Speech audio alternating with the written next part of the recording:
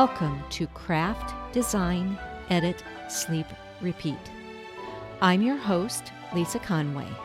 Welcome to my world where we try to understand the business of knit and crochet design.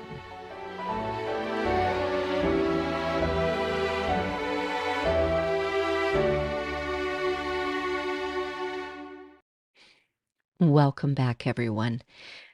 This is going to be a relatively short episode, but there is a lot going on in life in general, and I need to rush out the door. So let's get going.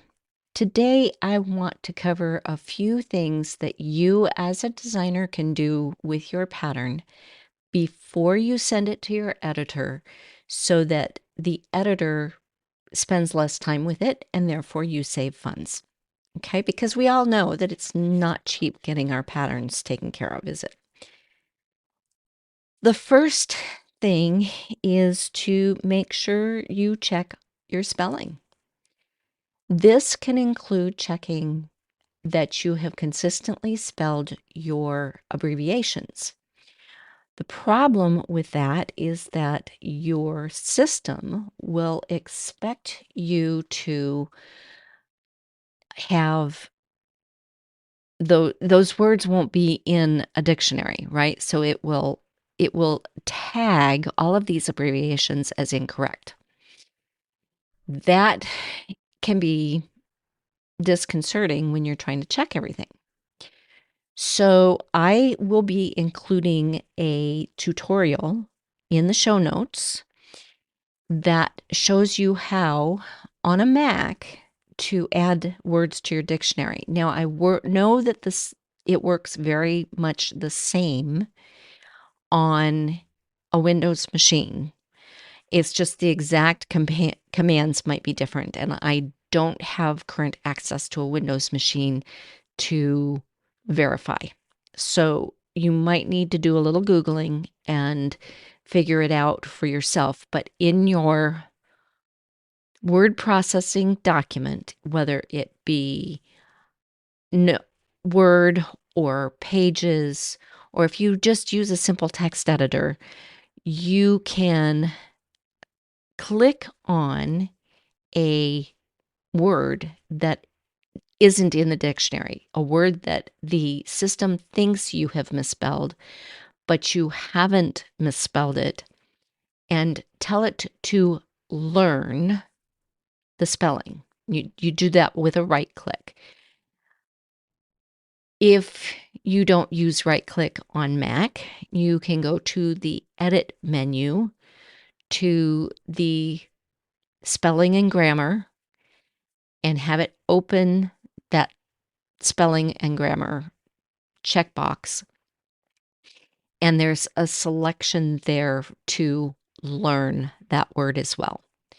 So however you want to do that with keyboard shortcuts or with your mouse or whatever, you can add words to the dictionary. Now, if you use more than one text editor or one word processor, sometimes I'm working in Pages, sometimes I'm working in Word. It can depend. I hope that hitting the microphone didn't change the sound. I apologize. I'm talking with my hands as usual. If you use Word and Pages, for example, you're going to need to add the same word to both dictionaries because it's not a system dictionary. The dictionary is within the application itself. On Mac, there is a system dictionary, but I'm finding you can't add things to it, which is interesting. If I find a way around that, I will update the show notes and send out a newsletter. So if you're not already on the show's newsletter and you want to get the show notes in your inbox, I will explain that later on.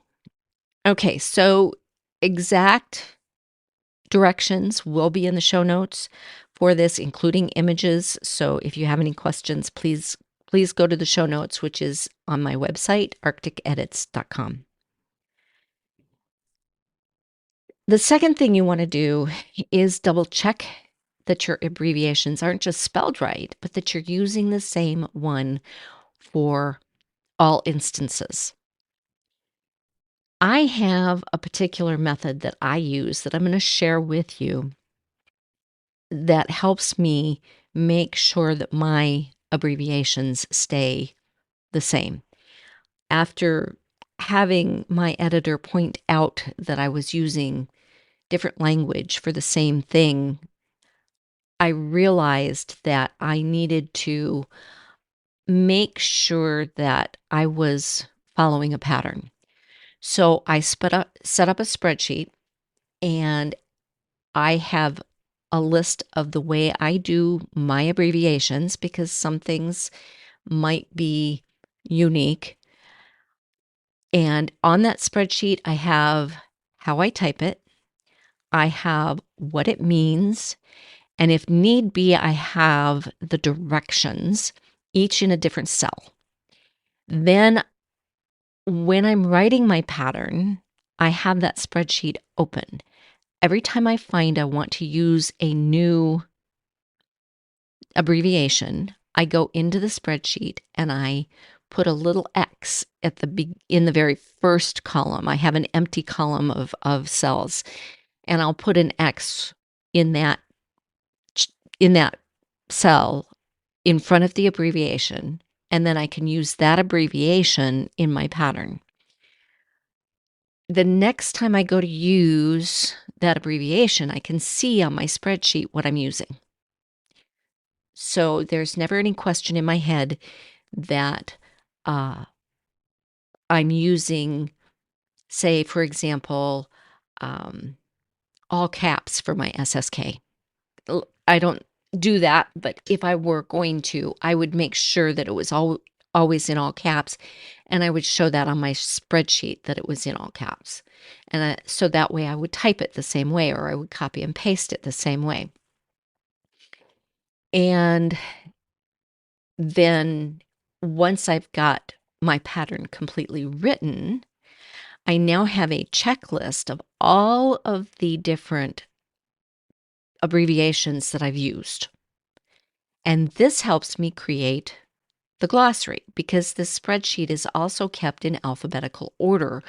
If I add a new set of abbreviations, for example, I will alphabetize it before I do my glossary, and then I will hide any unused abbreviations. And the final column I forgot to mention is the column where I concatenate the abbreviation, the direction, the meaning, and the directions if they're there. And I have written out the explanation of how to do concatenate if you don't know how, again, in the show notes. But quickly, it's a function. So you type equals, you type concatenate, and then inside the parentheses, you select each cell that you want as your final sentence with commas in between. And if you want spaces in numbers, you type quote, space, quote, and into an empty cell. And in Excel, you just type a space. And so let's say I'm concatenating the words text to be combined. I will then have a cell that has either quote, space, quote for numbers, or just the space in Excel. And so I will select text, comma, the space, comma, to, comma, the space, comma, etc., until I've selected all of this. And I do have an image of it in the show notes with exact instructions, numbered instructions. And this brings all of that information in together. I now have it in a list format and I can copy that list into my file. Now, I will say it copies it in as a table. So I then have to move it out of the table, and that seems like extra work, but the work it saves me tracking which abbreviations I'm using and having to type out all of the individual instructions and everything each time, and making sure that it's in alphabetical order. It really makes my life simpler. So whether you want to create a separate document with that information or you want to put it in a spreadsheet as I do, just keep track of what you're using so that you can adequately put it in the glossary, and so that you're not choosing different abbreviations or using a different format for the abbreviations later on in the pattern. This saves your editor a lot of time. And even though I don't specifically state I've double checked my abbreviations, I let my editor do that for me. I know that it's not going to take them long because it's in a good format. The same thing can go for what tools and notions that you use. Should you put them in a list in a separate file or in a list in the spreadsheet? I may have a separate tab or separate sheet with the notions in it. This ensures making that if I've used something, I can select it from that list and know that my list is complete. Okay, so that's really important. Double check to make sure that if you've used a notion, that notion is listed, even if it's not specifically stated in the pattern sometimes. But if it is specifically stated in the pattern, you definitely want to make sure it's listed, okay? The number of stitch markers, for example. How many did you use? How many does the knitter actually need? I know many knitters and crocheters who pick a pattern and then they fill the project bag with the items needed for that project. So what yarn, what notions, do they need stitch markers? If they do they need one? Do they need half a dozen? They put all of that in the project bag, because even if they don't start the pattern today, they know that everything's present and available for when they do start the pattern. All right. Next, give yourself some time in between working the numbers and sending the pattern for editing, and go back and do a quick edit yourself of the numbers. Does your cast on stitches actually match the size that you're going for? Right? I set up a spreadsheet just like I do when I'm editing someone else's pattern, and I start to check my numbers. Now, I will say that this is a new thing that I've started after a great deal of challenge with numbers in my latest pattern. But I am looking at it from an editor's point of view, and I am filling out a spreadsheet just like I would for anyone else's pattern. And the better you get at doing that, the less time it's going to take for your editor, because they're going to see your numbers are accurate. So don't try to do this the same day you write the pattern. Make sure you give yourself several days in between, and then open up the pattern and forget that you wrote it. That's the hard part. And open up a spreadsheet and look at the number and say, okay, what is this number supposed to do? What do I need to check it against? Do I need to check it against my stitch gauge, my row gauge? Are these numbers coming out to the expected size? Is my schematic showing the sizes that I need it to show? Lastly, I'm going to mention hyperlinks. Now, one of the things I do in every pattern is I open every hyperlink and make sure that it's going to the correct document or video. We usually use them for videos and patterns. I make sure that it's going to the listed item. And then I also make sure that I'm giving credit where credit is due. So if I am using someone else's video, I make sure that I use their title and give credit. So I list who created that video. It's fine to use someone else's material, but make sure you give them credit for that material. It's important that we stay on top of that, or there could be copyright questions down the line. So as long as you're giving credit, you're fine. I may also reach out and let that person know, hey, I've included a link to your video in my pattern because it's the best one I can find. You've done a really good job here. If they have any problems with that, they will let you know. Very few people who leave free videos on YouTube are going to question it, especially if you've given them credit, and especially if you've let them know that you're giving them credit. So make sure those hyperlinks work. So quick recap, check your spelling, double check that you've used the same abbreviation and that they've been spelled the same all the way through, and that each abbreviation is listed in your glossary. Same with the notions. Make sure if it's listed in the pattern, it's listed in the list of notions that need to be collected to complete the pattern. Try to double check your numbers as best as you can. This is the one part. This and the grammar are probably the two things that are hardest for you to check on your own.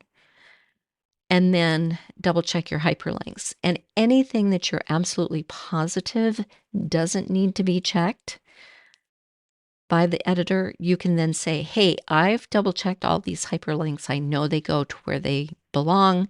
I've checked it on more than one device or whatever. Check it from your phone. Make sure that it goes where you expect it to go. And then you can tell them, hey, I've double checked this. You don't need to look at it, right? And that's going to save them time. Also, if it's already correct, they're not having to stop and make notes and tell you what isn't working, right? That cuts time out on their end as well. So I hope this helped. I will make sure that this piece of information is all in the show notes.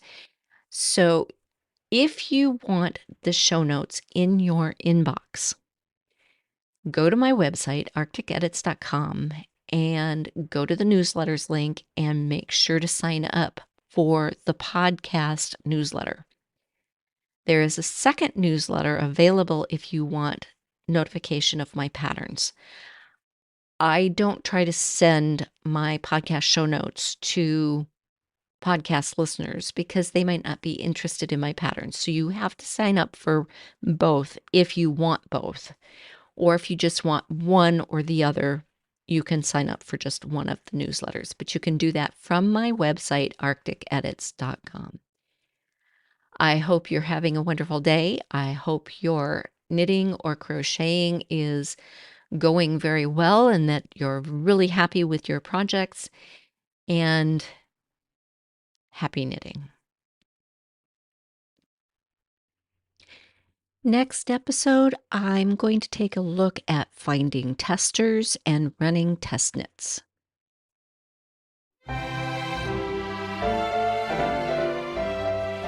Don't forget to like and subscribe wherever you listen, and join the conversation in our Ravelry or Facebook groups. For show notes or knit tech editing and related services, please visit my website at arcticedits.com.